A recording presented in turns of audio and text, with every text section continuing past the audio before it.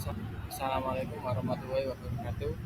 Di sini saya akan menjelaskan tentang materi perbandingan. Nah, untuk topiknya sendiri itu saya eh, mencari topik tentang perbandingan. Nah, untuk sasarannya sendiri itu sasaran kelas 5 SD. Nah, untuk tujuan pembelajarannya sendiri, siswa dapat memahami konsep perbandingan yang mencakup subtopik perbandingan senilai, perbanding nilai, dan campuran.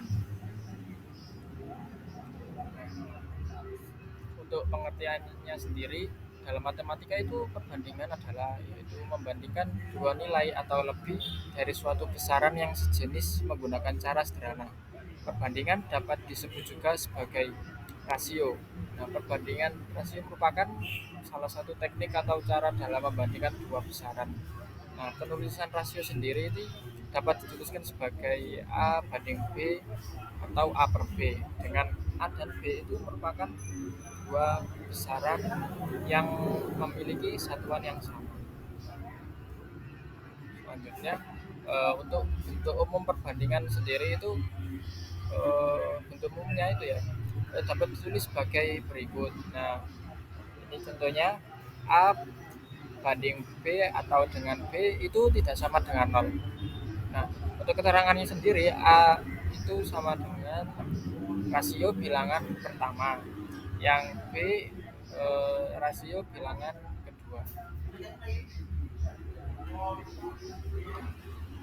Untuk selanjutnya subtopik skala. Nah, pengertian skala adalah perbandingan antara ukuran pada gambar atau peta dengan ukuran sebenarnya. Satuan yang digunakan pada skala adalah sentimeter. Nah, skala ditulis dengan 1 banding X.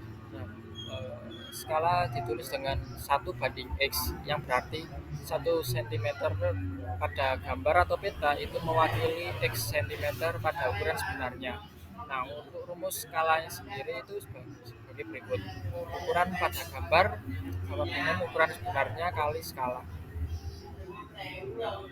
Untuk perbandingan senilai dapat disebut juga sebagai proporsi, atau perbandingan senilai ini melibatkan dua rasio yang sama. Nah, untuk rumusnya, perbandingan senilai ini A1 banding per A2 sama dengan B1 per B2. Nah, perbandingan senilai ini tuh melibatkan dua rasio yang sama. Jadi dapat dijelaskan secara sederhana bahwa perbandingan senilai itu merupakan suatu pernyataan yang menyatakan dua rasio yang sama. Nah, contoh perbandingan senilai itu seperti banyaknya tepung ya, dengan banyaknya roti yang dibuat. Nah, semakin banyak tepung yang digunakan, nah maka semakin banyak pula roti yang dibuat. Begitu juga sebaliknya. Berikut ada rumus perbandingan senilai. A1 per B1 sama dengan A2 per B2. Nah, ada contoh soal ini. Jika satu sisir pisang dijual dengan harga 20.000, berapa yang perlu dibayar Ibu Wati jika ingin memotong 5 sisir pisang? Nah, dapat diketahui A1 satu sisir pisang kan, A2-nya 5 sisir pisang, B1-nya 20.000. Nah, maka ditanya B2-nya. Langsung kita masukkan ke rumus. Ini terus B2-nya dapat diketahui 100.000. Selanjutnya adalah perbandingan berbalik nilai. Nah, untuk pengertiannya sendiri itu adalah dua besaran atau lebih yang memiliki hubungan terbalik. Nah, jika salah satu besaran bertambah, maka besaran lainnya akan berkurang, yaitu sebaliknya. Untuk rumusnya sendiri itu A1 per A2 sama dengan B2 per B1. Untuk eh, berbalik nilai sendiri ini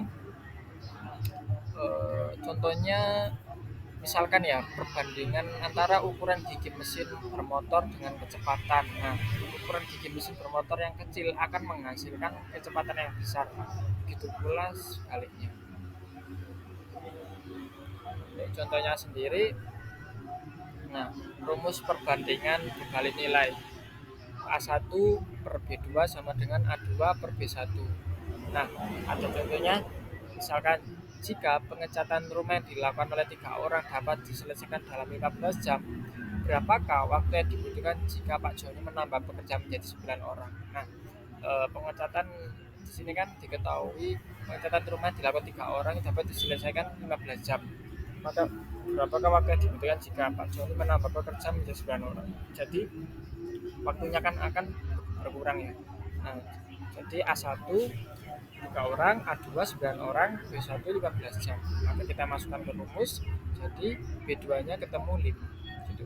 Jadi eh, waktu yang dibutuhkan Pak Joni jika menambah pekerja menjadi 9 orang itu menjadi 5 jam. Selanjutnya ada perbandingan campuran.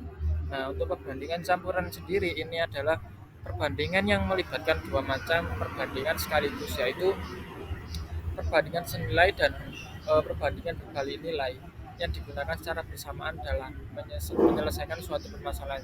Jadi misalkan perbandingan campuran ini biasanya ditemukan pada soal cerita, yaitu campuran antara perbandingan senilai dan berbalik nilai.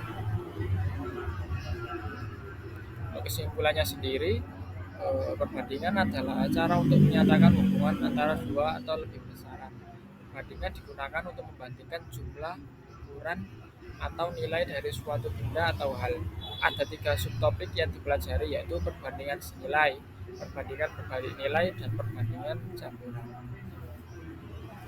Sekian penjelasan dari saya. Jika ada salah kata mohon dimaafkan. Wassalamualaikum warahmatullahi wabarakatuh.